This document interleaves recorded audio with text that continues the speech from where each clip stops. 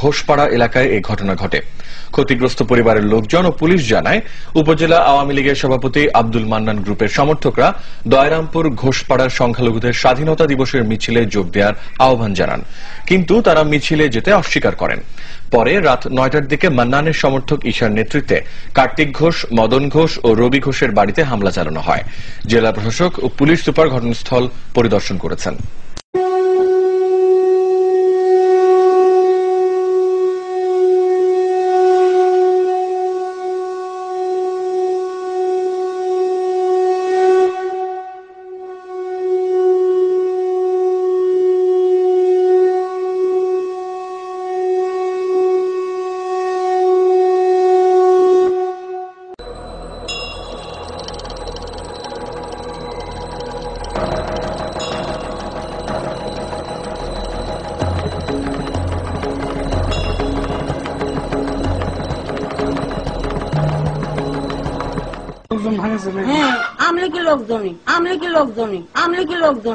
মিছিল যারা মিছিল করে আছে তারাই এলো, আমার ছেলে মিছিল যায় নাই বলে তারাই ফিরিয়ে উল্টে আসে আমার এই ভাঙচুর ভাঙচুর করেছে আর এই লুটপাট করে ঘরের ভিতর তো সারি জিনিস নিয়ে গেছে। ছেলে এলো বাড়িতে আছে, এখন তারা হইলো আল্লাহ ধনী দিয়ে মাটি সব বেড়া মেরা ভাঙতি মন করে আইছে।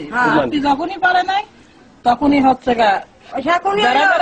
ভিতরে ঢুকেছে, ভিতরে ঢুকে যা জিনিসপত্র ছিল লুটপাট করে সে নিয়ে গেছে। গতকালকে 26শে মার্চ আওয়ামী লীগের প্রোগ্রামে মিছিলে না যাওয়ার কারণে দয়রামপুর 300-350 হিন্দু মহলের উপরে অতর্কিতভাবে হামলা করেছে। আমি সকালে লোক মারফতে জানতে পারলাম ঈসা কালামের নির্দেশেই এই ঘটনাটা ঘটেছে।